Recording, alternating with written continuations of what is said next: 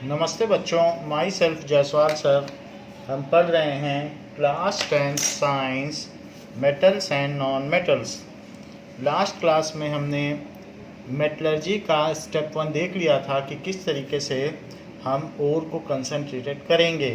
अगर iron ore है तो उसके लिए हम मैग्नेटिक सेपरेशन यूज़ करेंगे, कॉपर ओर के लिए फ्रॉथ फ्लोटेशन यूज़ करेंगे, और जो दूसरे ओर्स हैं उनके लिए हम हाइड्रोलिक वॉशिंग यूज़ करेंगे। Now we will come to step 2, that is the conversion of ore into oxide and extraction of metal. Step 2, conversion of ore into metal oxide and metal oxide में उसको convert कर देंगे, and then metal oxide को क्या करेंगे, and then reducing metal oxide, उसमें से oxygen निकाल लेना, मेटल ऑक्साइड को रिड्यूस कर देना। तो ऑक्सीजन निकलता है तो उसको रिडक्शन कहते हैं, reducing metal oxide into metal.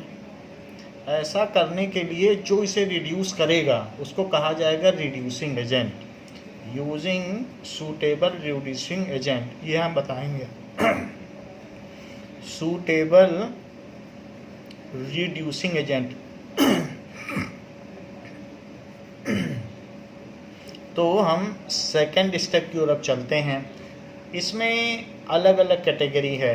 First है, जैसे हमने फ्लो चार्ट भी बनाया था, तो कंसंट्रेशन ऑफ ओर तो कंसोलिडेटेड है, कंसंट्रेशन हमने कर दिया। लेकिन अब आगे का जो सेकेंड स्टेप है उसमें metals of high reactivity, medium reactivity and metals of low reactivity होता है।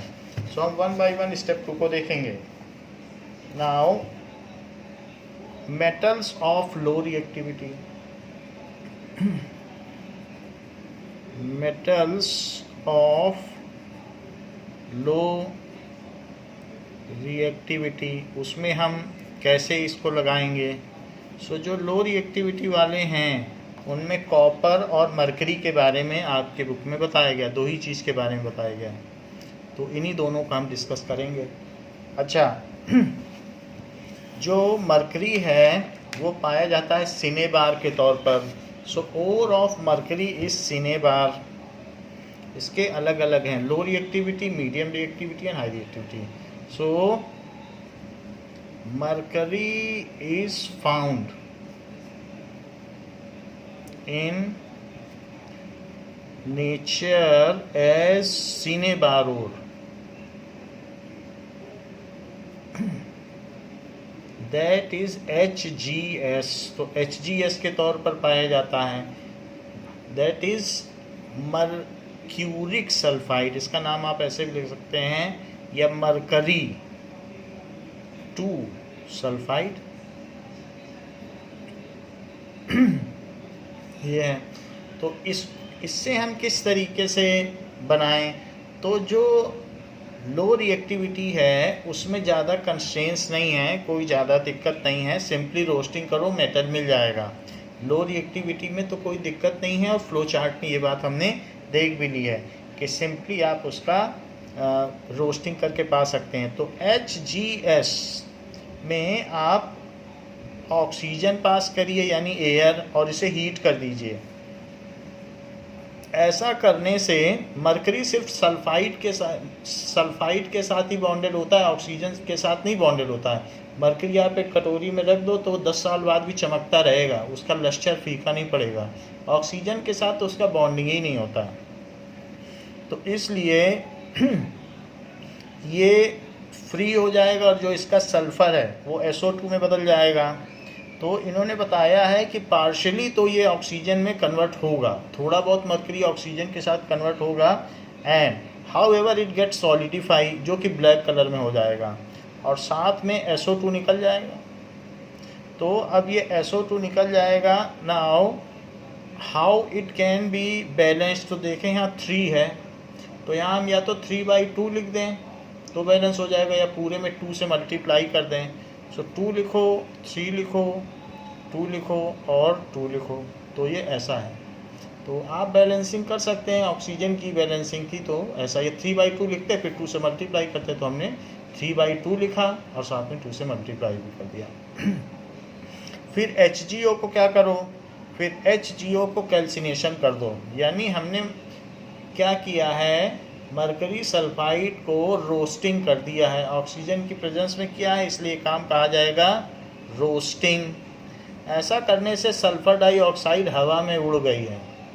अब सल्फर तो बचा नहीं, ये बचा, तो अब HgO का आप कैल्सिनेशन कर लीजिए। ये सॉलिड फॉर्म में मिल गया, ये ब्लैक कलर का होता है, तो इसको आप हीट करें सिर्फ और नो एयर, उसको कैल्सिनेशन कहते हैं, दैट इज कैल्सिनेशन। ऐसा करने से हीट हमने दे दी तो अब ये Hg बन जाएगा। हीट से जो हम काम कर लें उसको थर्मोमेटलर्जी कहते हैं, तो पायरोमेटलर्जी, हीट से, पायरस का मतलब आग होता है, तो इट इज़ O2। तो इस तरीके से हमने in this way we have retrieved the metal without reducing agent. हमें इसमें कुछ अलग से कार्बन नहीं डालना पड़ा, सिंपली हीट करके हमने मेटल पा लिया। So we get metal from metal oxide by calcination, from metal oxide। तो पहले आपने रोस्टिंग करके सल्फर डाइऑक्साइड निकाला, फिर उसका कैल्सिनेशन कर दिया। ये तरीका तो मरकरी के लिए अपनाया गया। अब ज़रा देखें कि मान लीजिए कॉपर है, तो कॉपर तो Cu2s के फॉर्म में पाया जाता है नेचर में, तो उसको कहेंगे कॉपर ग्लांस। तो कॉपर ग्लांस होगा तो हम उसे किस तरीके से कॉपर निकालेंगे, तो फॉर कॉपर, ये तो मरकरी के लिए था, for copper which is found in nature, found, cuprite भी है Cu2O के फॉर्म में भी पाया जाता है, found in nature as Cu2s। तो अभी हम देख लेंगे Cu2O का क्या होगा, अभी Cu2s लेते हैं। तो Cu2s का वही काम करो जो यहाँ किया था, प्रोसेस बिल्कुल यही है। Cu2s को ऑक्सीजन से रिएक्शन कराओ, ऑक्सीजन से जब आप रिएक्शन कराएंगे तो इसका ऑक्साइड बन जाएगा Cu2O, और साथ ही साथ सल्फर हवा में उड़ जाएगा SO2। यदि देखा जाए तो यहाँ 3 ऑक्सीजन है, तो मुझे 3/2 लिखना चाहिए, बट हम सिंपली इसमें 2 का साथ में मल्टीप्लाई भी कर दे रहे हैं और यहाँ 3 लिख रहे हैं। सो 3, क्योंकि 3/2 में अगर आप 2 से मल्टीप्लाई करोगे तो 3 बचेगा और बाकी सब में 2 से मल्टीप्लाई हो जाएगा। तो इस तरीके से हमने इसे बैलेंस कर लिया है। ये गैस उड़ गई SO2, जो कि बहुत एसिडिक गैस है, अगर नाक में चली जाए तो बेहोश हो जाए, इतनी एसिडिक है। अब जो Cu2O है, तो ये एक तरीके से हमने इसका क्या किया, हीट भी किया, वही सब काम किया, और एयर भी दिया, ऑक्सीजन, इसलिए ये रोस्टिंग कहलाएगा। रोस्टिंग जैसे ऊपर में था वैसे रोस्टिंग है। तो जिसमें जैसे सीमेंट और बाकी चीज़ें मिक्स करके एक होता है घूमता रहता है जब जहाँ बिल्डिंग बनती है, उसी तरीके का एक कन्वर्टर है, उसको कहते हैं बेसेमर कन्वर्टर। तो उसमें हम हीट करते रहते हैं और ऑक्सीजन डालते रहते हैं, तो उससे क्या होता है कि इसकी मेटलर्जी होती रहती है, जो सेकंड स्टेप है। इस तरीके का आपने देखा होगा कि बहुत बड़े बड़े ट्रक में पीछे लगा रहता है और उसमें जो बिल्डिंग मटेरियल है वो घूमता रहता है, तो ये ऐसे रोटेट करता रहता है। तो वही चीज़ है, तो हमने इसको यहाँ पर होल्डर लगा हुआ होता है इसमें, और उसमें ये रोटेट करता रहता है, ये होल्डर है। तो यहाँ पर हम इसमें मटेरियल डाल देते हैं और एक तरफ से फ्लेम डालते हैं, तो फ्लेम थ्रो करते हैं, फ्लेम हीट, तो फ्लेम प्लस ऑक्सीजन एयर दोनों चीज़ें करते हैं और ये रोटेट होता रहता है। ऐसा करने से इसमें जब ये रोटेट होता है तो इसके अंदर का मटेरियल भी रोटेट होता रहता है, जो कि हमने क्रश कर दिया है, और फाइनली हमने उसको आपने देखा कि किस तरीके से स्किमिंग की गई है। स्किमिंग तो आपने देख ली थी कि फ्रॉथ झाग होता है, तो वही चीज़ जिसमें है उसको हम हीट कर रहे हैं। तो नाउ इसके बाद हीटिंग करने के बाद तो जो पहला स्टेप है एयर डाल के फ्लेम देना, इससे हमें CO2 मिल गया, लेकिन पूरी तरीके से CU2S गया नहीं है, ये भी उसमें है और ये बन भी गया, दोनों हैं वहाँ पर पूरी तरीके से, क्योंकि वो एक झाग है तो उस पूरी तरीके से नहीं ये निकल पाया सल्फ़र। तो अब जो ये बन गया उसको अब और हीट करेंगे, और ऐसा हीट करेंगे कि अब एयर भी नहीं देंगे, इसी में एयर बंद कर देंगे, हीट करना देंगे। शुरू में रोस्टिंग और बाद में कैल्सिनेशन, ऐसा प्रोसेस हमने मरकरी में भी अपनाया था और यहाँ पर भी वही करने जा रहे हैं। तो देखिए CU2S तो था ही, और थोड़ा सा कन्वर्ट हो के CU2O बन गया। तो ये दोनों आपस में अब इनको हीट करेंगे विदाउट एयर, कैल्सिनेशन। पहले हीट करके किया जिससे SO2 निकल गया जितना निकलना चाहिए था, लेकिन सारा नहीं निकल पाया, सो इसलिए हीट करेंगे और नो एयर। इस प्रोसेस को कहते हैं कैल्सिनेशन। ऐसा करने पर क्या होगा, यहाँ पर आप देखिए तो S और O मिल करके SO2 बना देंगे। सो S और O, तो यहाँ O2 लिखें, तो इसका मतलब एक S और 2 O चाहिए, तो यहाँ 2 लगा दो, तो SO2 बन जाएगा कि नहीं। तो SO2 फिर से निकल जाएगा, इन्हीं दोनों का हीट किया जाए, और साथ में कॉपर 6 कॉपर बन जाएगा, ये हवा में उड़ जाएगा। तो इस तरीके से हम प्योर कॉपर पा लेते हैं। लेकिन ये जो कॉपर हम यहाँ पर पाएंगे तो लास्ट मोमेंट पे जब ठंडा होता रहेगा तो भी SO2 निकलता रहेगा, तो इसमें ब्लिस्टर बन जाएंगे, SO2 ट्रैप हो जाएगा, और जो भी हमें मिलेगा तो उसमें ऊपर में ब्लिस्टर्स होंगे, यानी फफोले ऐसे हवा में, तो वो कॉपर ब्लिस्टर कॉपर है, क्योंकि उसके अंदर SO2 ट्रैप है। जैसे हलवा बनने के लास्ट मोमेंट पे फुट फुट की आवाज़ आती है तो अंदर से गैस उसमें निकलती है, वाटर वेपर, वैसे ही ये जो SO2 निकलता रहेगा, लेकिन कुछ इसके अंदर ट्रैप हो जाएगा इस ट्रफ में जिसमें ये बन रहा है। तो प्योर कॉपर है बट इसमें SO2 ट्रैप है, इसलिए इसका नाम पड़ जाता है ब्लिस्टर कॉपर। बट ये कॉपर है। ब्लिस्टर का मतलब जो, जैसे आप ये देखें कि पायलट की जो कैनोपी होती है जिसमें बैठता है, तो उसके जो विंड वो होते हैं स्क्रीन, वो ऊपर उठी हुई होती है, उसको ब्लिस्टर्स कहते हैं। तो या हमें जब भी छाले या फफोले पड़ जाते हैं उसको भी ब्लिस्टर्स कहते हैं। तो कोई भी चीज़ अगर कॉन्वेक्स शेप में है, बल्ज्ड आउट है, तो उसे ब्लिस्टर कहेंगे, तो इसलिए इसका नाम पड़ गया है ब्लिस्टर कॉपर। ये 99% प्योर है। हाँ, जो SO2 है उसको हम रिफाइनिंग से प्योर कर लेंगे। So in this manner by first roasting में हमने SO2 निकाल दिया, और जो बच गया तो इन दोनों का मिश्रण बचा, इन दोनों को फिर हमने कैल्सिनेशन के प्रोसेस से फिर हीट किया। तो जो एक में था सल्फ़र, एक में था ऑक्सीजन, वो दोनों मिलके उड़ गए, बचा कॉपर। उस कॉपर में थोड़ा सा सल्फ़र डाइऑक्साइड लास्ट मोमेंट पे 1% बच गया, वो नहीं उड़ पाया और अंदर कैद हो गया, उसे ब्लिस्टर कॉपर कहेंगे। So in this way we get copper metal.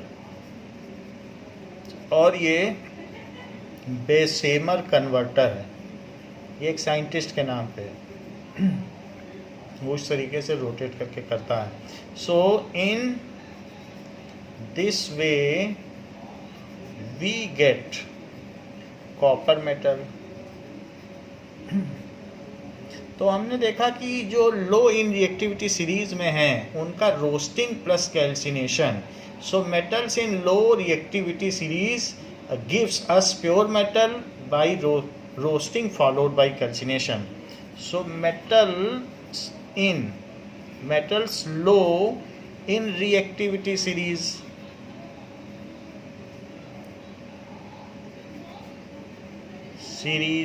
can be obtained from their ore,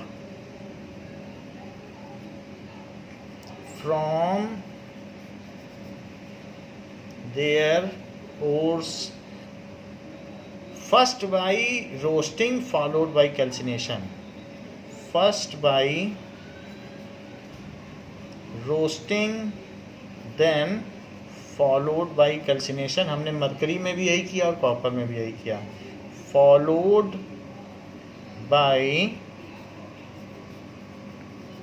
calcination, इस तरीके से। अब देखिए जो मिडिल में है उनका क्या किया जाए। So the, metal in middle of activity series, so extracting metal in middle of activity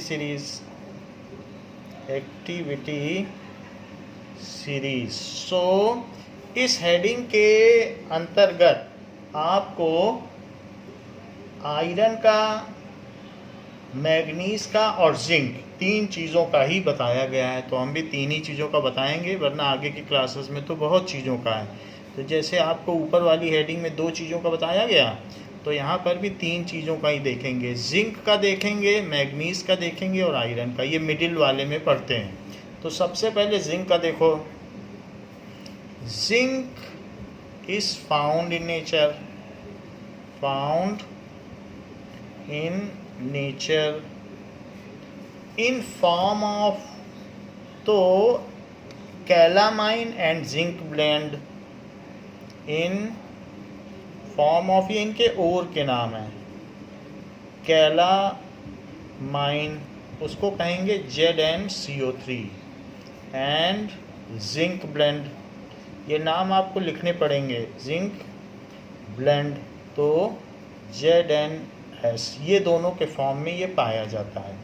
अब देखो हम कैसे करें इनको, ऑक्साइड में कैसे बदलें। तो आप इसमें क्या करें कि जो ZnCO3 है, जिंक कार्बोनेट, इसका तो आप सिंपली कैल्सिनेशन कर दीजिए, हीट करें, नो एयर,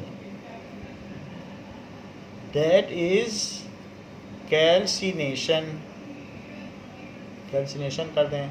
तो ऐसा करने पर ZnO बन जाएगा और plus CO2,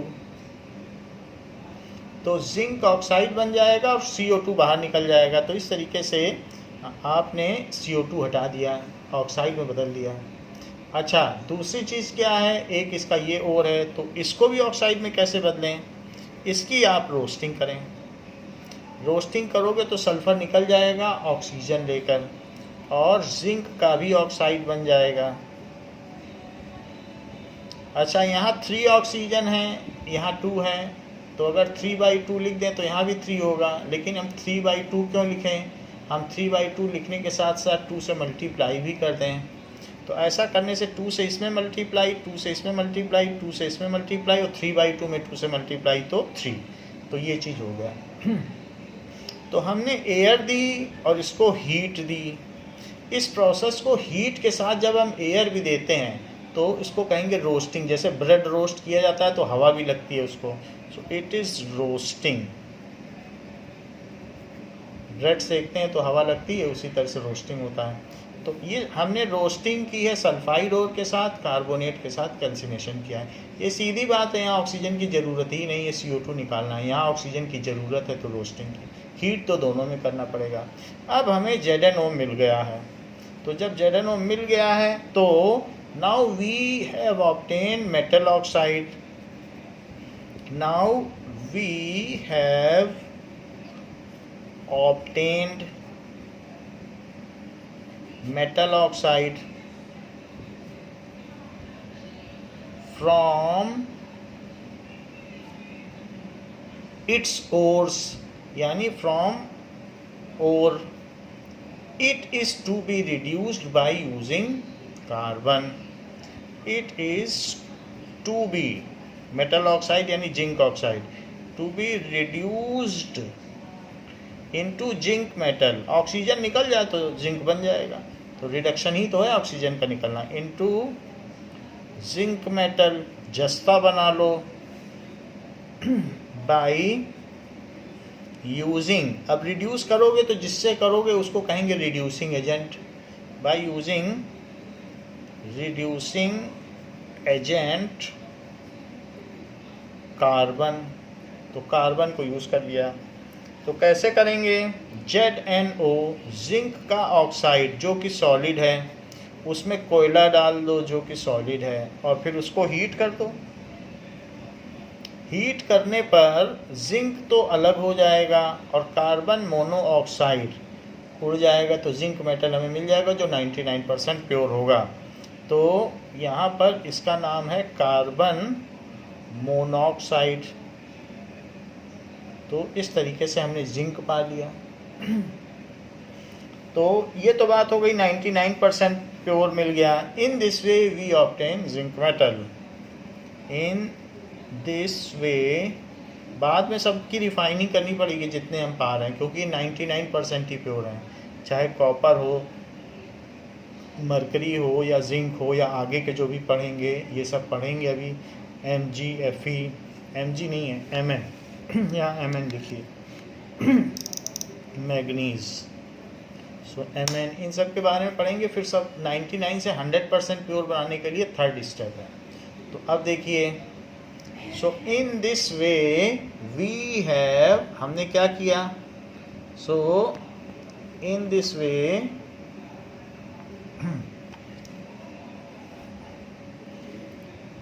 we have obtained zinc metal. We have obtained zinc metal from its ore। तो जिंक के बारे में तो हमने देख लिया। अब आगे आप देखिए, ये जो कार्बन है इसे कोक भी कहते हैं, यानी प्योर कार्बन। कोक, अगर आप कोयले को कैल्सिनेट कर दो किसी बंद चीज़ में, तो उसमें से जो बाकी अशुद्धियाँ हैं वो निकल जाएंगी, वो बिल्कुल हल्का हो जाएगा, वो कोक बनता है। तो ऐसा है, लकड़ी का कोयला। तो अब ज़रा देखें, नेक्स्ट इज मैंगनीज। तो manganese is extracted from its ore pyrolusite. Manganese is extracted from its ore pyrolusite। Pyrolusite क्या है, मैग्नीज खुद ब्लैक कलर का होता है और इसका ओर भी ब्लैक कलर का होता है, MnO2, इसका फार्मूला है MnO2। तो मैग्नीज को उसके ओर से यानी अयस्क से हम किस प्रकार से निष्कासित कर सकते हैं। It can be use by displacement method. तो अगर हम MnO2 में एल्यूमिनियम डाल दें, एल्यूमिनियम उससे ज़्यादा रिएक्टिव है, तो क्या होगा, तो एल्यूमिनियम कहेगा हम कंपाउंड बनाएंगे, आप हट जाइए, तो मैग्नीज हट जाएगा, और मैग्नीज हट जाएगा और जो ज़्यादा रिएक्टिव है, और हमें मालूम है नंबर 1 पर एल्यूमिनियम पाया जाता है एबंडेंस में। वैसे तो एलिमेंट के तौर पर तीसरे नंबर पर और मेटल के तौर पर नंबर 1 पे ये पाया जाता है, नंबर 2 पर आयरन होगा। तो Mn और साथ में एल्यूमिनियम अपना ऑक्साइड बना लेगा, सो Al2O3। अब Al2O3 है और ये Mn है, तो ऑक्सीजन यहाँ 3 है, तो आप यहाँ पर अब 3/2 लिखो। तो 3/2 क्यों लिखो, 2 से मल्टीप्लाई भी कर दो, तो इसलिए यहाँ 3 लिखो और बाकी सब जगह 2 लिख दीजिए। तो आपका, और ये 3Mn है तो यहाँ 3 लिख दीजिए, बाकी अब आपका सब कुछ बैलेंस है, क्योंकि Mn तो पूरे लिखने पड़ेंगे ना। तो इस तरीके से ये बहुत आसान मेथड है, इस तरीके से हम करेंगे तो ये हो जाएगा। और ये Al2O3 है, यहाँ कितना है, 6 है, तो 6 है तो यहाँ 2 लगाना पड़ेगा, तो 2 होने पर एल्यूमिनियम 4 हो गया है, तो यहाँ 4 आप लिखें, तो ये बैलेंस्ड हो गया। ऐसा करने पर आपको हीट भी करना पड़ेगा, इसको हीट कर दें, तो हीट करके आप इसे पा सकते हैं। यही इसका सेकंड स्टेप, एक स्टेप में काम हो गया, डिस्प्लेसमेंट मेथड है। सो एक और है, आयरन को हम किस तरीके से पा सकते हैं, क्योंकि आयरन सेकंड अबंडेंट मेटल है, सबसे ज़्यादा एल्यूमिनियम पाया जाता है, तो एल्यूमिनियम सस्ता है, तो हम क्या करेंगे कि हेमेटाइट जो रेड कलर का होता है, हमने आपको दिखाया था हेमेटाइट का वीडियो, तो रेड कलर का एक उसका ओर है, that is Fe2O3. So iron can be extracted, iron can be extracted from its ore, haematite. तो उसको आप हेमेटाइट से निकाल सकते हैं. नाउ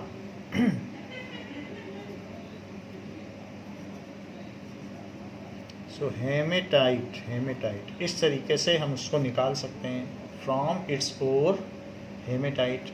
अब जरा देखें कि Fe2O3 using aluminium as reducing agent. तो हम इसको कैसे निकालेंगे, इसकी एल्यूमिनियम से रिएक्शन कराएंगे. अच्छा, मैग्नीज का भी यही किया था हमने, उसकी एल्यूमिनियम से रिएक्शन कराई थी, क्योंकि एल्यूमिनियम एबंडेंस में है. अभी पीछे आपने देखा एल्यूमिनियम सबसे ज़्यादा पाया जाता है नेचर में, तो हम एल्यूमिनियम का यूज़ कर रहे हैं. कार्बन से नहीं कर सकते इन सबको, कार्बन नीचे पड़ता है, तो इसलिए जिंक को तो किया जा सकता है, बट Mn और जिंक के बीच में कार्बन है. तो अगर हम कहें तो मग अल मन और फिर कार्बन और जन, ये चीज़ मैंने आपको बताई नहीं पहले कि कार्बन बीच में पड़ता है. तो कार्बन जिंक को तो डिस्प्लेस कर देता है, लेकिन इन सबको नहीं कर पाता. तो इसलिए इसके लिए भी हमने एल्यूमिनियम यूज़ किया. मग अल मन जन और कर फी कडकोनी, Fe के लिए भी हम एल्यूमिनियम यूज़ करेंगे, और Mn के लिए कर चुके हैं. अब हम Fe के लिए करने जा रहे हैं, क्योंकि Al ऊपर है, और यहाँ पर भी हम डिस्प्लेसमेंट मेथड लगा देंगे. तो एल्यूमिनियम के साथ अगर आप इसका हेमेटाइट का पाउडर डाल दें तो क्या होगा. सो इसका कंसनट्रेटेड और उसमें आपने एल्यूमिनियम डाल दिया, तो Fe अलग हो जाएगा, डिस्प्लेसमेंट रिएक्शन हो जाएगी. Fe अलग हो जाएगा और एल्यूमिनियम कहेगा अब मैं ऑक्साइड बनाऊंगा, तो Al2O3 बन जाएगा, and Fe will be separated. So Fe separate हो जाएगा.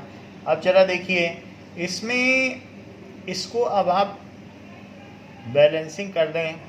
सो यहाँ Fe2 है तो यहाँ 2 कर दें, और यहाँ Al2 है तो 2 कर दें. इस प्रोसेस में no heating is required. This is highly exothermic reaction. This is highly exothermic reaction. So during this reaction, heat and flash is released in such a large amount that iron obtained is in molten state. In this reaction, heat and flash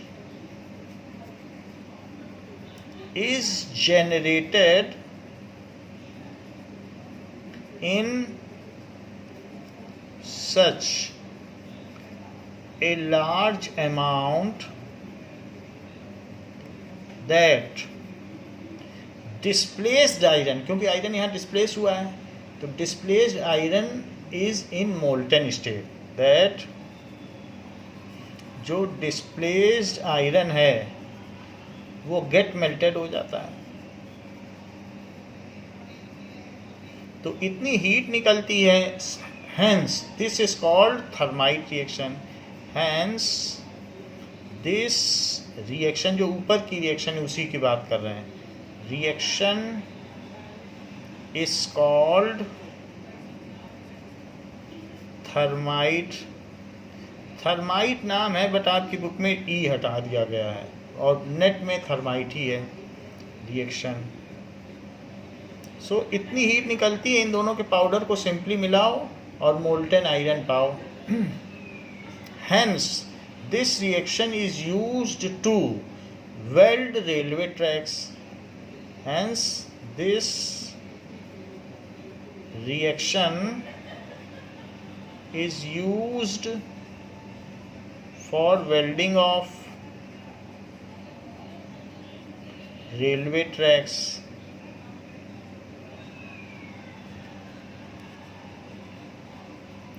क्योंकि heat निकल रही है और molten iron मिल रहा है। Railway track में आप कहाँ वेल्डिंग मशीन ले जाओगे, वो कहाँ, वो तो गांव से जाती है, तो वहाँ वायर कहाँ ले जाओगे। तो इससे अच्छा मेथड कुछ नहीं हो सकता। आपकी बुक में दिखाया गया है कि किस तरीके से ये रेलवे ट्रैक में यूज़ कर रहे हैं इसकी रिएक्शन को, बट ये थर्मिट लिखा है, नेट में थर्माइट है। सो हम इसी चीज़ को वीडियो के माध्यम से भी देखेंगे कि कैसे ये रेलवे ट्रैक के लिए यूज़ होता है। Here we will see how the broken cracked railway tracks can be welded by using this chemical reaction. So इस तरीके का अरेंजमेंट इसमें किया गया है। Let us see it.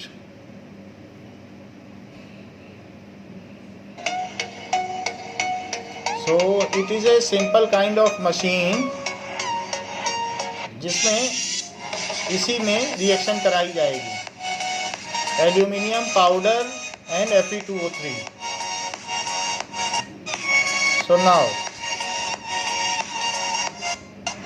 see,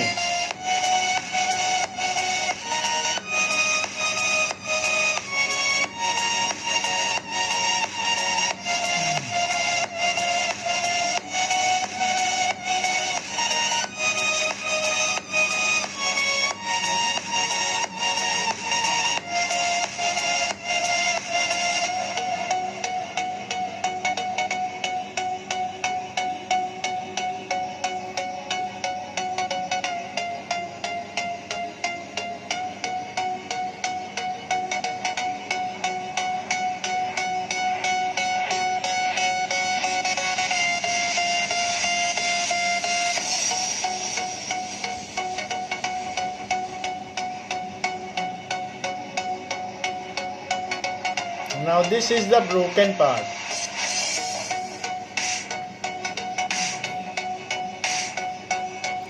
And see that large amount of heat is produced in this reaction. And it is sufficient to weld the railway track. Molten iron is falling on railway track.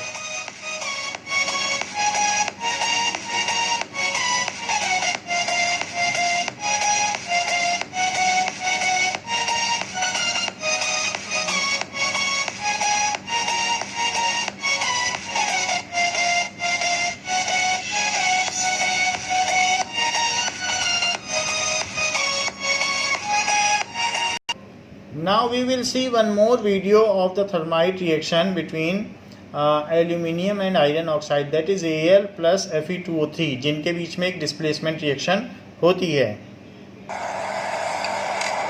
You can see both of the things are put here. Not really sure what's going on, mate. So instantly the thermite reaction starts, and you can see that it's so hot it's burnt a hole through the bottom of that terracotta flower pot. But if we go in close now, Brady. So it has made hole, and iron, molten iron is collected over sand. It's so hot that the iron itself has melted and it's formed. Now,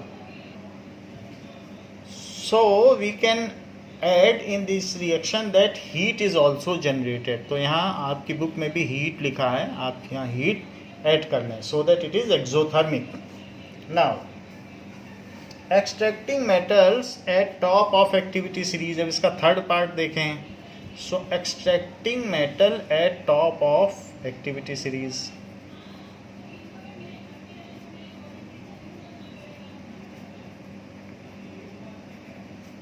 At top of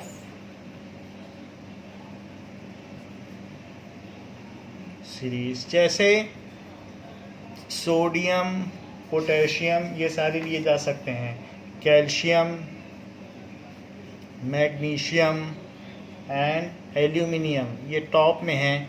but एक example देकर हम आपको बताते हैं. So in this case the metal compounds after concentration of ore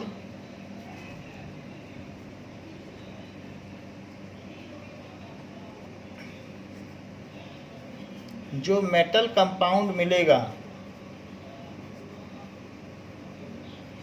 is melted, उसको melt कर लो, and its electrolysis is done.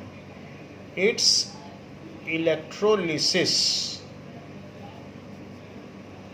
is done to get metal at cathode. जहाँ कैटायन जाएगा उसी को कैथोड कहेंगे, और मेटल तो कैटायन ही होता है। सो इस तरीके से ये बात कही गई है। मान लीजिए मैं सोडियम का लेता हूँ, तो सोडियम क्लोराइड ले लीजिए, रॉक साल्ट उसका ओर है, उसका कंसंट्रेशन कर लीजिए, उसकी मिट्टी निकाल लीजिए। तो उसके बाद आप क्या करें, उसको मेल्ट कर लें। तो 1034 इसका मेल्टिंग पॉइंट है, 1074। तो आप इसको मोल्टन कर लें, NaCl, जिसका कि मेल्टिंग पॉइंट आपकी बुक में टेबल दिया गया है, तो 1074 केल्विन है। मोल्टन NaCl में आप 2 इलेक्ट्रोड ले लें, take 2 electrodes and do electrolysis of it. तो एक जगह ये प्लस इलेक्ट्रोड है, पॉजिटिव इलेक्ट्रोड है, और दिस इज निगेटिव इलेक्ट्रोड। तो इसमें Na+ भी है और Cl- भी है। Na+ यहाँ जाएगा, जहाँ कैटायन जाए उसे कैथोड कहना, और ये रबर की तरह सॉफ्ट होता है। तो आप इसको प्लेटिनम इलेक्ट्रोड ले लीजिएगा, platinum electrode. So take platinum electrode, ये यहाँ जाएगा और इसमें बबल्स बनने लगेंगे, और एक Cl- इसमें अपने इलेक्ट्रॉन दे देगा, और फिर यहाँ से क्लोरीन गैस निकल जाएगी। तो यहाँ ये जो है एनाइन यहाँ जा रहा है, तो एनोड। ये ग्रेफाइट का ले लेना, जिससे पेंसिल से हम लोग लिखते हैं ब्लैक कलर का। तो बच्चे जब स्कूल में करते हैं, लैब में, यही गलती करते हैं, वो ग्रेफाइट का इसमें लगा लेते हैं, और फिर जब चाकू से आप सोडियम छीलोगे उसमें से, तो ग्रेफाइट का काला काला भी निकलेगा। तो आप ये गलती ना करना, प्लेटिनम का इलेक्ट्रोड जो है वही कैथोड बनाना, क्योंकि प्लेटिनम में से आप आसानी से सोडियम निकाल लोगे, और प्लेटिनम का कुछ नहीं होगा, ये टफ मेटल है। और अगर आपने ग्रेफाइट ले लिया तो जब चाकू से निकालोगे तो पीछे पीछे ब्लैक निकलेगा और मार्क्स भी कटेंगे। इसलिए, और ग्रेफाइट जो है गैसेस का अच्छा एब्जॉर्बर है, तो इसलिए ये वाला आप लीजिएगा, एनोड लीजिए ग्रेफाइट का, जिससे Cl2 निकले। तो एट एनोड क्या होगा, एनोड पर क्या रिएक्शन हो जाएगी इस पर। सो एट एनोड जो Cl- है, 2Cl-, वो Cl2 बना देगा और अपने 2 इलेक्ट्रॉन छोड़ देगा, और वही 2 इलेक्ट्रॉन सोडियम प्लस आयन, अब वो बैटरी के थ्रू यहाँ पहुँच जाएंगे। सो एट कैथोड क्या होगा, जो सोडियम प्लस के आयन हैं वो उन इलेक्ट्रॉन को ले करके, भाई कोई देगा तभी तो दूसरा इलेक्ट्रॉन लेगा, तो सोडियम 2 इलेक्ट्रॉन ले लेगा और Na बना देगा, सोडियम मेटल। तो क्लोरीन गैस मिलती है और Na मिलता है। तो ये एट एनोड और एट कैथोड की रिएक्शन है। बट इसको अगर हम कंबाइन कर दें तो ये 2Na+ और 2Cl- मिलके बनेगा 2NaCl, और 2 इलेक्ट्रॉन तो दोनों तरफ से कैंसिल हो जाएंगे, और 2Na+Cl2 जो कि गैस है, उसे चाहो तो आप कलेक्ट कर सकते हो, वो भी कलेक्ट की जाती है, वो काम आती है स्विमिंग पूल और दूसरी चीज़ों के डिसइंफेक्शन में। तो क्लोरीन गैस भी बहुत काम आती है। बाकी ये मिल गया, और 2 इलेक्ट्रॉन को आप सिंपली कैंसिल कर सकते हो, और आपको इलेक्ट्रोलिसिस से, ये इलेक्ट्रोलिसिस का प्रोसेस है। जब इलेक्ट्रिसिटी से हम किसी भी कंपाउंड को उसके कंस्टिट्यूएंट्स में तोड़ देते हैं, उसको लिसिस कहते हैं। लिसिस का मतलब तोड़ना, और चूंकि इलेक्ट्रिसिटी से तोड़ रहे हैं तो पूरा नाम है electrolysis.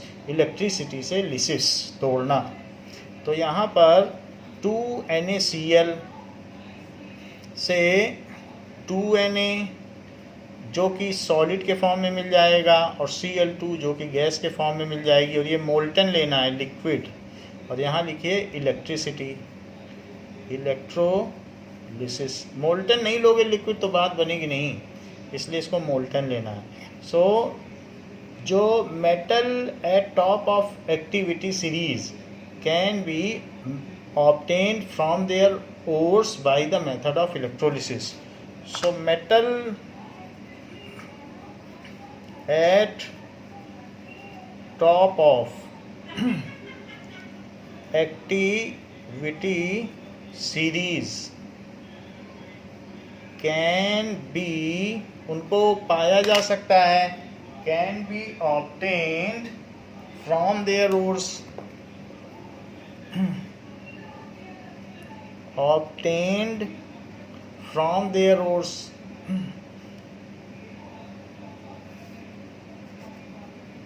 from their ores by electrolysis of their molten ore, can be obtained from their ores by electrolysis of their molten ore. ये चीज़ हमने देख लिया. And they are obtained at cathode, ये हमने ऊपर लिखवा दिया आपको कि कैथोड पे मिलता है. सो ये जो Na है इसके नीचे लिख दीजिएगा एट कैथोड और ये एट एनोड. तो ये मिला एट एनोड और यहाँ लिख लेना एट कैथोड. ये चीज़ लिखनी पड़ती है. तो इस तरीके से ये रिएक्शन हो गई.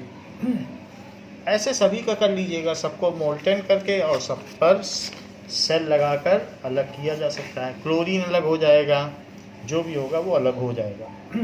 अब देखें, हमने स्टेप 2 तो कर लिया है, लेकिन हमारा स्टेप 3 बाकी है. जो हाई रिएक्टिविटी सीरीज में है, metal at top of reactivity series में है, उनकी अब रिफाइनिंग की ज़रूरत नहीं है. वो 100% प्योर मिल गए हैं. इलेक्ट्रोलिसिस के बाद अब उनका कुछ भी नहीं करना है. They are 100% pure. सो इसलिए metal at top of in this way, जो भी मेटल मिले हैं उसी के कंटिन्यूएशन में, in this way whatever metal is obtained, electrolysis से जो मिले हैं, metals are obtained are 100% pure and need no refining. तो इनका 2 स्टेप में ही काम हो जाता है. तो ये द प्रोसेस ऑफ एक्सट्रैक्शन और metallurgy is terminated up to 2 steps for the metals at top of activity series. लेकिन मिडिल और जो लोअर हैं उनको ये सुविधा नहीं है, उनकी रिफाइनिंग भी करनी पड़ती है. So third step is refining of metal. So let us see the refining of metal.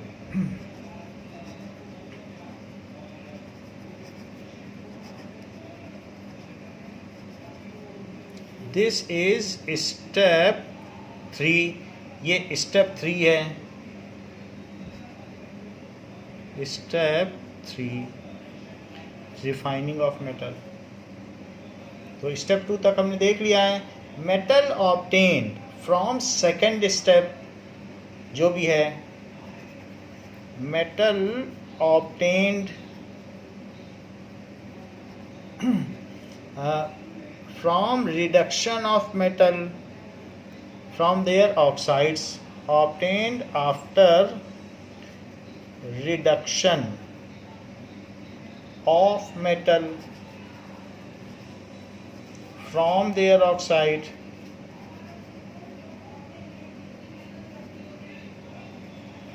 are not 100% pure and needed to be refined.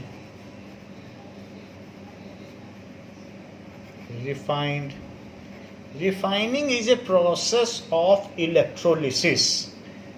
Refining क्या है? Is a process of electrolysis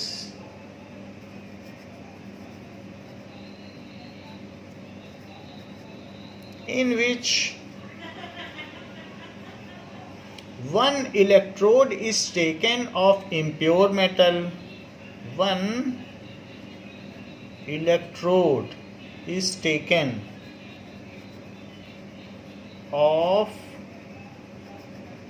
impure metal and other electrode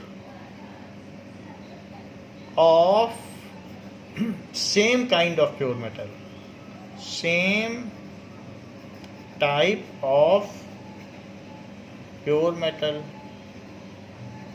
both dipped in their aqueous solution of same salt, both dipped in aqueous solution of same salt. Now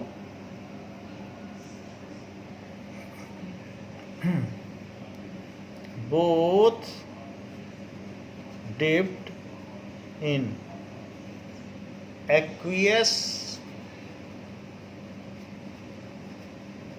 solution of salt of same metal. जरा इस बात को समझें, ये क्या कहना चाहता है, सॉल्ट ऑफ सेम मेटल।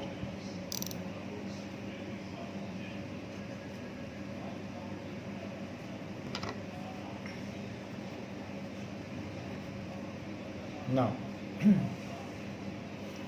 जैसे कि आपकी बुक में बना हुआ है कि एक तो आप रॉड ले लें रिफाइनिंग के प्रोसेस में, ये भी इलेक्ट्रोलिसिस का प्रोसेस है। सो आपका ये इम्प्योर कॉपर है, कॉपर की रिफाइनिंग का प्रोसेस दिखाया गया है। सो दिस इज इम्प्योर कॉपर। और एक बहुत पतला सा, बहुत थिन सा ले लें अल्ट्रा प्योर कॉपर, ये प्योर कॉपर है। और इसी को डाइल्यूट कॉपर सल्फेट सॉल्यूशन में डाल दें। सो डाइल्यूट कॉपर सल्फेट सॉल्यूशन है, और सिर्फ कॉपर सल्फेट सॉल्यूशन नहीं है, CuSO4 प्लस H2SO4 भी है। ये एसिडुलेटेड कहा जाता है, ये 15% होगा और बाकी 85% ही है, तो इसको कहेंगे एसिडुलेटेड या एसिडिफाइड कॉपर सल्फेट सॉल्यूशन। पूरा नाम रहेगा एसिडिफाइड, क्योंकि एसिड भी मिला दिया, कॉपर सल्फेट सॉल्यूशन। बुक में ऐसा ही लिखा हुआ है, तो कॉपर सल्फेट का हमने एसिडिफाइड सॉल्यूशन ले लिया, और ये बहुत पतली सी प्योर रॉड ले ली, और ये कॉपर सल्फेट का हमने सॉल्यूशन ले लिया है, ये ब्लू कलर का है। इसके बाद आप इसमें की लगा दीजिए, और की लगाने के बाद सेल लगा दें, सेल भी लगा दिए, और इससे इसको कनेक्ट कर दें। बाकी सस्पेंशन के लिए अपना कुछ ना कुछ बना लें। तो होगा क्या, इसको तो आपने ये इम्प्योर है एंड इसको निगेटिव बना दिया है, तो ये सब निगेटिव है, ये निगेटिव है क्योंकि निगेटिव है, और ये प्लस है तो ये प्लस बना दिया ऐसा।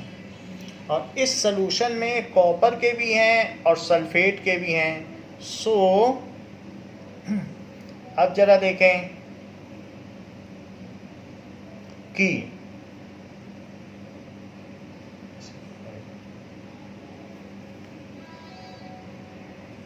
नाउ इसमें एक अमेंडमेंट करेंगे कि इसकी पोलैरिटी चेंज करेंगे। जो प्योर वाली है वो निगेटिव होनी चाहिए, और इसको निगेटिव बना लें। तो निगेटिव अगर आप इसे बनाएंगे तो तभी इसके पास कैटायन आएंगे, तो ये कैथोड हो गया, दिस इज कैथोड। प्योर को कैथोड बनाना है, और इन सब को पॉजिटिव कर लें, और इसकी भी पोलैरिटी चेंज कर लें। सो ये वाला पॉजिटिव रखें, ये पॉजिटिव और ये निगेटिव। अब जरा देखो, इसमें कॉपर के आयंस होंगे Cu2+, सो Cu2+ इसमें आएंगे आयंस। तो जैसे जैसे, क्योंकि सलूशन में है, कॉपर भी है और सल्फेट भी है, ये सब सलूशन में ही है, कॉपर सल्फेट का ही तो सलूशन है। तो जब इसमें से एक कॉपर इसमें जाएगा डिपॉजिट होने, तो एक कॉपर इसमें से निकल आएगा, क्योंकि जितने सल्फेट हैं उतने कॉपर होने चाहिए, ये तो निगेटिव है। तो जहाँ कैटायन जाएं उसे कैथोड कहो, और ये एनायन एनोड है, क्योंकि इसकी ओर सल्फेट आयन अट्रैक्ट होंगे, लेकिन अट्रैक्ट नहीं होंगे, उसमें से वो कॉपर निकाल लाएंगे, फिर वो सोल्यूशन में आ जाएगा और फिर उधर भागेगा, फिर ये फिर जाएंगे, फिर एक नया निकाल लाएंगे। तो धीरे धीरे ये मोटा होता जाएगा, डिपॉजिट होता जाएगा इसमें कॉपर, प्योर कॉपर। तो ये डिपॉजिट होता जाएगा और ये थिकर होता जाएगा। सो ये थिकर होता जाएगा क्योंकि ये निगेटिव है, तो इस पर निगेटिव चार्ज है, ये सब निगेटिव चार्ज है। तो उसकी वजह से क्या होगा कि धीरे धीरे ये कॉपर इसमें जाता जाएगा सॉल्यूशन का, और जैसे ही कॉपर जाएगा तो ये सल्फेट इसके पास आकर के नया कॉपर निकालेगा। ये इम्प्योर रॉड है, लेकिन इसमें कॉपर के साथ कॉपर के आसपास के जो भी होंगे और दूसरी चीज़ें भी होंगी, तो वो सब नॉन रिएक्टिव हैं, तो वो धीरे धीरे नीचे बैठती चली जाएंगी, और यहाँ पर एनोड के नीचे यहाँ पर कुछ न कुछ जमा हो जाएगा। तो वो सिल्वर है जो नॉन रिएक्टिव है, तो वो धीरे धीरे जमा होता जाएगा और कॉपर उधर इकट्ठा होता जाएगा, तो उसको कहेंगे एनोड मड। इस चीज़ को क्या कहा जाएगा, क्योंकि कुछ न कुछ और दूसरे मेटल भी होंगे जो कॉपर के आसपास हैं, टिन है, सिल्वर है, मरकरी है, वो भी होंगे, तो वो सब नीचे बैठते जाएंगे, इसको कहेंगे एनोड मड। तो ये धीरे धीरे डिप्लीट हो जाएगी और ये प्योरीफाइड अल्ट्रा प्योर रॉड आपको मिल जाएगी। तो इसमें हमने क्या बताया कि रिफाइनिंग इज़ द प्रोसेस जिसमें कि जो 1 electrode is taken of impure metal, तो जो 1 electrode is taken of impure metal है, वो कौन सा इलेक्ट्रोड है जिसे इम्प्योर मेटल लेना है, और वो कौन सा इलेक्ट्रोड है जिसे प्योर लेना है। Let us see. So impure copper is taken at anode, impure copper is taken at anode and thin strip of pure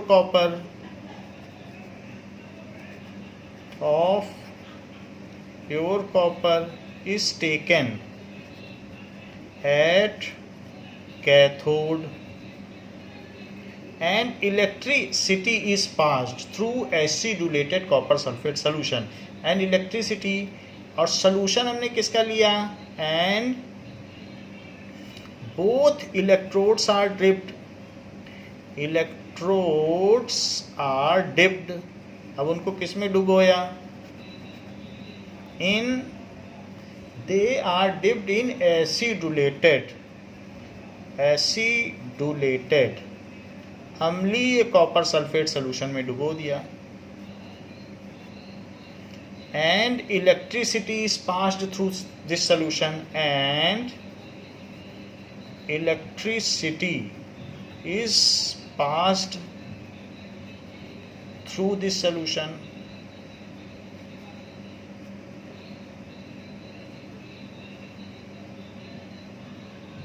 now copper start depositing over cathode, copper from solution। अब solution से copper deposit होने लगेगा, copper from solution starts depositing to cathode. Solution से गया तभी तो इससे उतरा, क्योंकि जितने सल्फेट होंगे उतने कॉपर तो होने चाहिए। Solution starts depositing over cathode and new copper ion जो Cu2+ है वो डिपॉजिट होगा, वहाँ इलेक्ट्रॉन है इसलिए डिपॉजिट हो जाएगा जाके। सो इसलिए and new Cu2+ will from anode will descend into solution, from anode will descend into solution to neutralize the solution, to maintain neutrality of solution, maintain neutrality of solution other inert metal, जो दूसरे हैं जिनको इस reaction से कोई मतलब नहीं है, अदर इनर्ट मेटल जैसे HgAg will fall of from anode, वो उसमें से गिर जाएंगे, fall of from anode and get deposited at the bottom of anode and get deposited at bottom of anode and called anode mud and called anode mud। यही तो वो impurities थी जो उसमें प्रेजेंट थी 1%, जिसको कि हम निकालना चाहते थे। तो एनोड मट इकट्ठा हो गया और वो नहीं जा पाया इस इलेक्ट्रोलिसिस में। तो यहाँ जो हमारे पास रिएक्शन हुई है, तो कैथोड पे क्या हुई है और एनोड पर क्या हुई है। सो एट कैथोड रिफाइनिंग में जो Cu2+ है उसने 2 इलेक्ट्रॉन लिया और Cu बना दिया। एट एनोड क्या हुआ, जो Cu था उसने वहीं पे अपने दोनों इलेक्ट्रॉन छोड़ दिए और Cu2+ बन के उतर गया, 2 इलेक्ट्रॉन वहीं छोड़ दिए। तो छोड़ दिए तो वो इलेक्ट्रॉन कहाँ गए, तो धीरे धीरे छोड़ दिए, वो इसी से तो न्यूट्रलाइज हो गए, क्योंकि अल्टीमेटली इसने अपने इलेक्ट्रॉन छोड़ दिए तो प्लस चार्ज न्यूट्रलाइज हो गया, फिर इलेक्ट्रॉन ऐसे चल रहा है। क्यों, क्योंकि करंट ऐसे मूव कर रही है, तो ultimately whatever electrons are left over it that moves like this. So electron यहाँ वो छोड़ता जा रहा है, वो इधर आते जा रहे हैं, तो यहाँ ये छोड़ता जा रहा है and ultimately they are moving towards this. So this is the process of refining. So by refining we get the ultra pure copper at cathode. By refining और धीरे धीरे थिकर हो जाएगी जो रॉड है, we get ultra pure copper that is 100% pure at cathode, ये हो जाता है। So and cathode strip become thicker and thicker. Cathode strip become thicker while anode strip get depleted। जो एनोड है स्ट्रिप गेट डेप्लीटेड, वो पतली पड़ती चली जाएगी। तो इन टेक्स्ट क्वेश्चन आपसे पूछा गया है, तो 3 स्टेप्स हमने आपको बता दिए। अब जहाँ जिसकी ज़रूरत हो वहाँ फर्स्ट उठाओ, फर्स्ट के साथ जो ज़रूरत है हाइड्रोलिक वॉशिंग किसी में ज़रूरत है, जैसे मरकरी की मेटलर्जी पूछी गई तो एक तो हाइड्रोलिक वॉशिंग लिख देना, फिर मरकरी की मेटलर्जी लिख देना और फिर रिफाइनिंग में इसी तरीके से दिखा देना कि मरकरी और मरकरी का सलूशन लिया गया है। तो इस तरीके से आपसे पूछा जाएगा। अभी पूरी कंसोलिडेटेड तो आपसे नहीं पूछी जाएगी, और जो भी है आपसे इस पे क्वेश्चंस हैं, छोटे छोटे क्वेश्चंस पूछे जाएंगे। तो हमने आपको कंसोलिडेटेड बता दी है, उसमें आपको तीनों स्टेप लिखने होते हैं, स्टेप 1, स्टेप 2 और रिफाइनिंग फिर इस तरीके से दिखानी होती है। तो जैसे कॉपर की रिफाइनिंग है तो मरकरी है तो मरकरी सल्फेट ले लो, आयरन है तो आयरन सल्फेट ले लो, सबका एसिड रिलेटेड सोल्यूशन लेते रहो, यही सब लिखते रहो, आपके तीनों स्टेप पूरे हो जाएंगे। हाँ, आयरन के केस में आप मैग्नेटिक सेपरेशन मेथड यूज़ करना। Now in text question,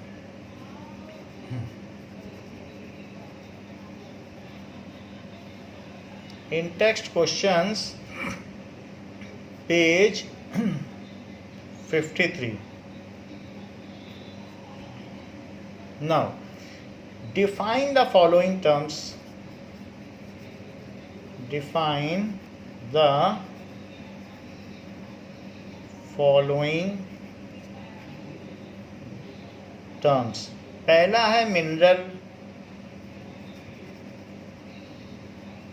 second is ore and third is gang, तो ये तीनों ही चीज़ें हमने आपको बता दी हैं कि जो इम्प्योरिटीज़ प्रेजेंट होती है किसी ओर में उसको गैंग पार्टिकल कहते हैं. Earthly impurities present in ore is called gangue particle. Now name 2 metals which are found in nature in free state. Name 2 metals which are found in nature in free state.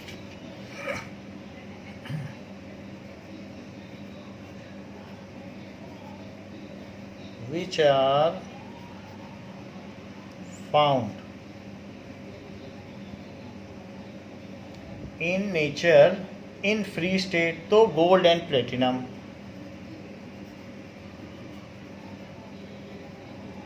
इसका answer है gold and platinum. ये inert होते हैं, इनको Nobel metal भी कहते हैं. What chemical process is used for obtaining a metal from its oxide. What chemical, metal oxide से आप मेटल कैसे पाओगे. Chemical process is used for obtaining a metal from metal oxide. Its oxide, उसके oxide से आप कैसे निकालोगे, तो उसको कहते हैं reduction. So the reduction is the process जिसको हम यूज करते हैं using reducing agent. Now corrosion. Corrosion के बारे में हम लोगों ने फर्स्ट चैप्टर में पढ़ लिया है, इसलिए बहुत थोड़ा सा इसके बारे में हम लोग जानेंगे कि कोरोजन क्या होता है.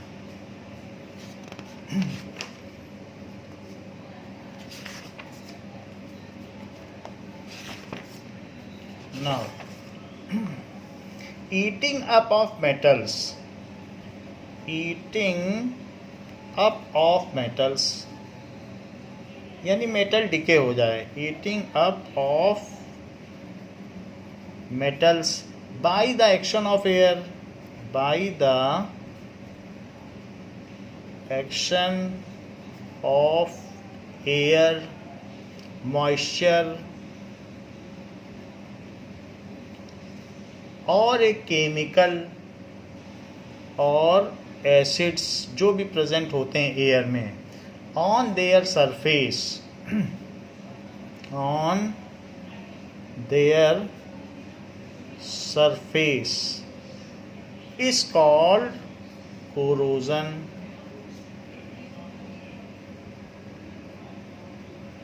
Due to corrosion metal loses their tensile strength. Due to corrosion metal loses their tensile strength. क्योंकि वो केमिकली चेंज हो जाता है. एंड अदर यूजफुल प्रॉपर्टी जिसके लिए वो जाना जाता है, यूजफुल प्रॉपर्टीज. तो इसलिए जो कोरोजन है इट इज़ अननेसेसरी. तो कोरोजन को हमें प्रिवेंट करना है. So corrosion of iron eats up the whole iron object. अगर जो आयरन के केस में कोरोजन होगा तो पूरा आयरन खा जाएगा. Corrosion of iron eats up whole iron object and it is called rusting. Iron के केस में it is called rusting. so iron के केस में इसे रस्टिंग कहा जाएगा. now we will see how the corrosion takes place in silver. Silver के case में ये सिल्वर सल्फाइड बन गया है और यहाँ आप देखिए ये ब्लैक हो गया, धीरे धीरे कोरोडेड हो गया है. सो सिल्वर के केस में जब कोरोजन होता है तो सिल्वर सल्फाइड बन जाता है। तो आप ये देख रहे हैं और इस तरीके से वो अपना लस्टर खो देता है। Now the same is there. And copper के केस में copper carbonate with copper hydroxide बन जाता है और ये एक कॉपर की स्टैचू ऑफ लिबर्टी है जो धीरे धीरे कोरोडेड हो गई है। Same is the case with copper. You can see that due to corrosion the copper metal is decayed। ये कॉपर का कॉइन है जो डिके हो गया है समय के साथ। कॉपर पे आप इस तरीके का कोरोजन देख सकते हैं। देखिए कितना शाइनी कॉपर है बट एंड पर ऐसा हो गया है। सो कॉपर, ये आयरन है, आयरन में ये रस्टेड हो गया है, ये किस तरीके से रस्टिंग हो गई है। सो कोरोजन की वजह से मेटल धीरे धीरे ईटन अप हो जाता है। Let us see. So when silver reacts with sulfur, then it forms Ag2S जो कि ब्लैक कलर का होता है। तो सिल्वर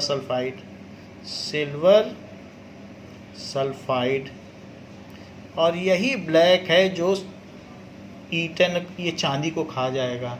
सो ब्लैक कोरोजन। इसी तरीके से अगर आयरन है तो आयरन कैसे कोरोड होगा? Fe प्लस O2, तो Fe plus O2 plus XH2O और एटमॉस्फेयर में CO2 भी प्रेजेंट होगा तो इसलिए Fe2O3 और XH2O बन जाएगा। तो Fe2O3 का क्या मतलब है? ये 3/2 होना चाहिए और ये 2 होना चाहिए। तो ये रिएक्शन हो गई। और बाकी अगर आप पूरे में 2 से मल्टीप्लाई कर दें तो 2 से मल्टीप्लाई हो जाएगा। सो इंटू 2 कर दें। सो ये रस्टिंग है। दिस इज, ये रेड ब्राउन रस्ट जैसा अभी आपको दिखाया गया है। तो 2 से मल्टीप्लाई अगर करेंगे तो ये 4Fe हो जाएगा और plus 3O2 plus 2XH2O 2XH2 हो जाएगा और उधर Fe2O3 इसके पहले भी 2 लग जाएगा और XH2O। तो ये चीज़ हो जाएगी। 2 से बस मल्टीप्लाई आप कर दें। तो पहली चीज़ मैंने सिल्वर की बताई, दूसरी आयरन की बताई। अब तीसरी देखते हैं। कॉपर में भी कोरोजन लगता है। तो कॉपर के केस में क्या होता है? सो copper in presence of carbon dioxide plus water, इनकी प्रेजेंस में ये कॉपर कार्बोनेट बना देता है और CuOH होल ट्वाइस बना देगा। अब देखें इसमें O2 और लिख लें क्योंकि ऑक्सीजन की प्रेजेंस में होगा। तो अब ये रिएक्शन बैलेंस्ड है। यहाँ पर 2 2 4 और 1 5 और यहाँ पर 2 और 3 5, तो ये 5 हैं और 2H है और इसको 2 कर दें। So in this way copper carbonate copper hydroxide, copper carbonate copper oxide, copper hydroxide, इसे ग्रीन रस्ट कहते हैं। हाइड्रोक्साइड ये बेसिक इन नेचर होता है और इसको लेमन से क्लीन किया जाता है। So green rust basic in nature, क्योंकि इसमें एल्कली भी है नेचर, तो लेमन या टेमरिन से इसको साफ करते हैं। आप देखिए कि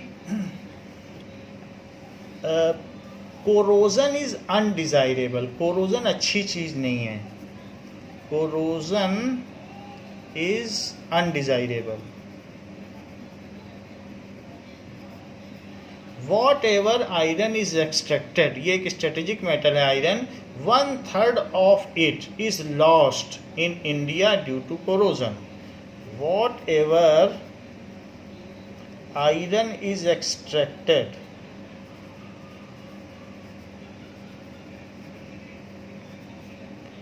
(1/3)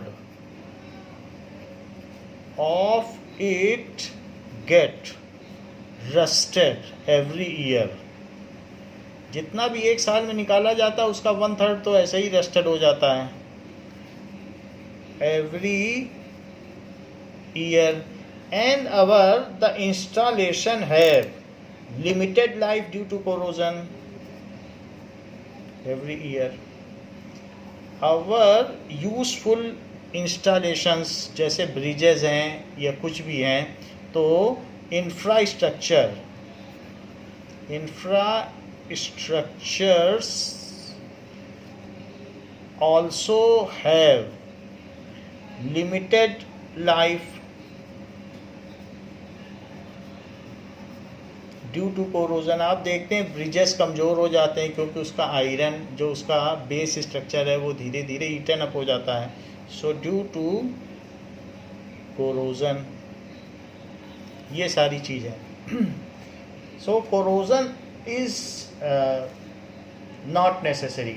सो by alloying of metals we can avoid corrosion. एक ये भी मेथड है.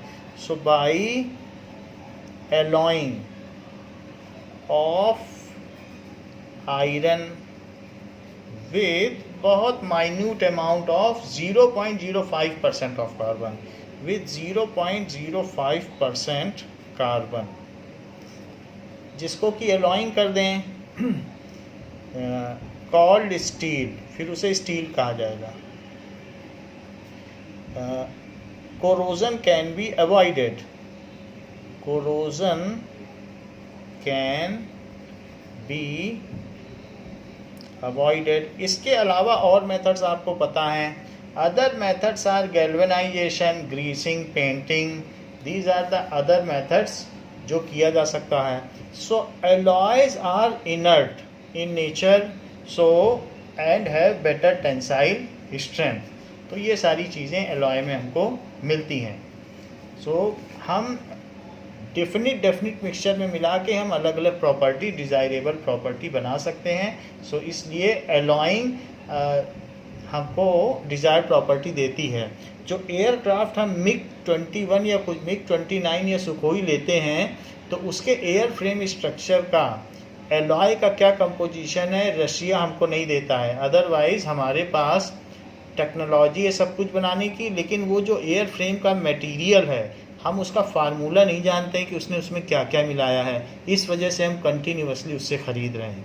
तो हमारे एयरक्राफ्ट उतने ड्यूरेबल नहीं है, जबकि उसके एयरक्राफ्ट 30 ईयर्स तक चल जाते हैं. तो ये उसके एलॉइंग का फार्मूला ही है जो एयरक्राफ्ट इतना चल जाता है. नाउ सो एलॉइंग क्या करता है? Alloys are inert in nature. Inert भी होते हैं और साथ में hard भी होते हैं in nature, and we get desirable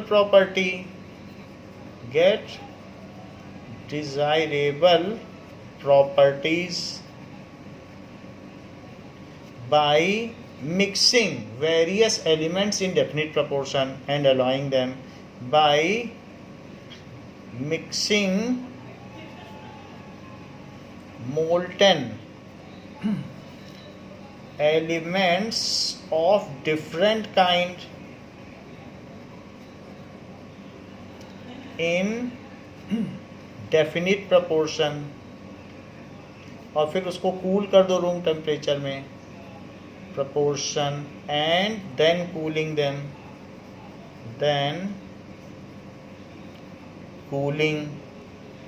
them, तो इस तरीके से to form alloy, उसका alloy बना दो. ऐसा करके हम डेफिनिट चीज़ पा सकते हैं. ड्यूरालुमिन भी इसी तरीके से है जो मैग्नीशियम और एल्यूमिनियम को मिला के बनाया जाता है और वो टफ मटेरियल है. अब हम देखेंगे जो प्योर गोल्ड है वो 24 कैरेट है. कैरेट उसकी प्योरिटी है. Pure gold is measured in carat, यानी कि जो प्योरिटी ऑफ गोल्ड है वो किस में मेजर की जाती है? purity of gold is measured in carat. If gold is pure,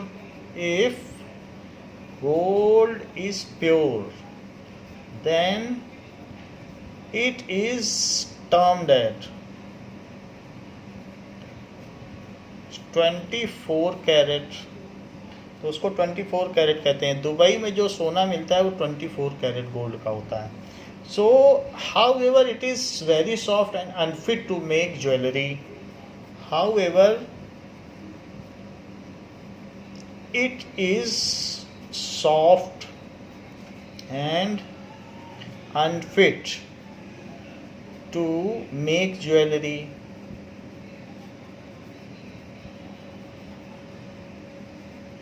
Now it is alloyed with 2 parts of copper and 22 parts of silver. यानी जितने भी पार्ट्स हैं उसके 24 पार्ट करो और 24 पार्ट में 22 पार्ट सोना दे दो और 2 पार्ट कॉपर दे दो, तो उसको कहेंगे 22 कैरेट गोल्ड.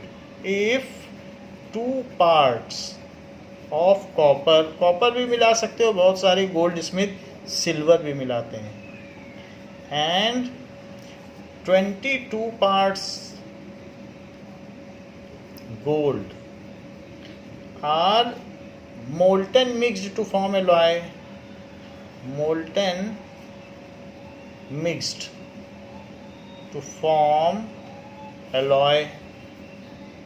अगर उसका आप एलॉय बना लें, then it is suitable to form jewellery. तब ये टफ हो जाता है. Then it is suitable. नहीं तो जो भी चीज़ बनाएंगे वो मुड़ जाएगी. Suitable to form jewellery. इस तरीके से हम उसकी एलॉइंग करते हैं. अब देखें कि the wonder of ancient metallurgy. तो हम लोगों ने कई चीज़ें देख ली, इसमें एक दो चीज़ और देखने वाली है कि ब्रास का क्या अलॉय है कंपोजिशन.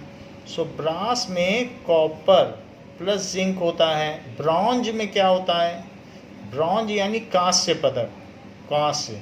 सो कॉपर प्लस टिन, इसको टिन कहते हैं. और जो हम शोल्डरिंग करते हैं, बहुत सॉफ्ट वायर होता है. कहीं कहीं अगर आप इलेक्ट्रिसिटी में वेल्डिंग जॉइंट बनाना चाहते हैं, किसी तार की शोल्डरिंग चाहते हैं, तो शोल्डर वायर आता है. सो शोल्डर किसका बनता है, लेड और टिन का बनता है. So it is lead and tin, उसका एलॉय है. सो हम अपनी जो मेहरौली का लौ स्तंभ है, that is iron pillar in Mehrauli, that is in Qutub Minar. So it is 6000 kg का है और ये yet it is not rusted though exposed to vigorous atmospheric condition. So it shows that how the Indian metallurgy was advanced. तो ये चीज़ की गई है. इसके ऊपर इन्होंने thin film of magnetic oxide लगा दी थी Fe3O4 की आयरन के पिलर पर, और फिर ये रस्टेड नहीं हुआ. तो पहले भी लोग मेटलर्जी के बारे में जानते थे. नाउ ये solder is use to join electric wire together. अब हम देखेंगे कि 8th क्वेश्चन ऑफ एक्सरसाइज. तो हमने 2 क्वेश्चन छोड़ दिए थे जिसमें एक 8th क्वेश्चन था एक्सरसाइज का. Now in electrolytic refining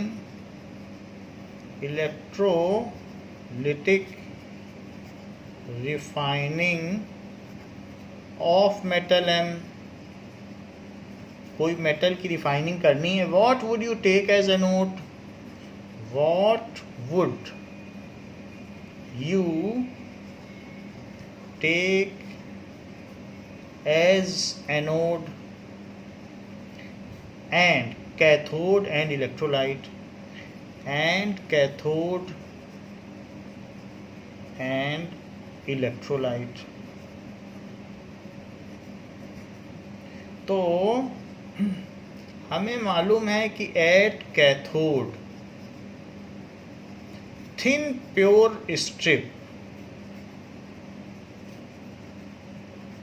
of metal M is taken, वहाँ पर आप ऐसे ले लें कि thin pure strip of metal M is taken at anode, फिर एनोड पे क्या लेंगे, at anode impure metal is taken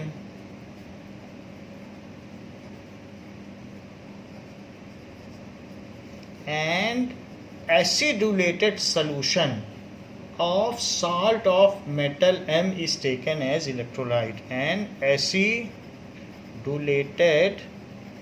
salt solution of metal M is taken as electrolyte. तो ऐसे लिया जाए। तो ये बात पूछी गई है। फिर पूछा गया है 12th क्वेश्चन में, 12th क्वेश्चन के डी पार्ट में ये भी रह गया था कि carbonate and sulphide ores are usually converted into oxide, carbonate and sulfide ores are converted into oxide। जैसे जिंक कार्बोनेट है और जिंक सल्फाइड है, पहले हम उसे ऑक्साइड में कन्वर्ट कर रहे हैं, converted into oxide during the process of extraction, during the process of extraction. तो वो पूछ रहा है ऐसा क्यों करते हैं, वाई, ऐसा हम क्यों करते हैं। सो डायरेक्ट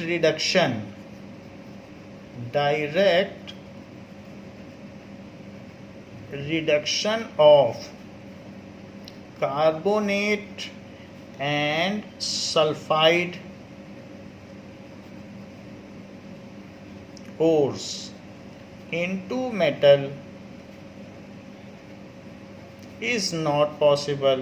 उसे सिंपली रिड्यूस नहीं किया जा सकता कि हटा दो कार्बोनेट और सल्फाइड, तो ये पॉसिबल नहीं है। The carbonate and sulphide ores hence are converted into metal oxides, while metal oxides can easily be reduced to metal using suitable reducing agent, using suitable reducing agent. तो उनको simply आप reducing agent से reduce कर सकते हैं, और simply by heating it also. देख लो Hg है तो Hg को सिंपली हीट किया, तो HgO को हीट किया, Hg निकल गया, कितना आसान है। और बाय सिंपली हीटिंग इट, और bye simple heating. So carbonate and sulfide ores are converted into oxides before extracting metals। तो बच्चों इस तरीके से ये मेटल्स एंड नॉन मेटल्स का चैप्टर ओवर हो गया है। नेक्स्ट चैप्टर को हम न्यू क्लास में देखेंगे।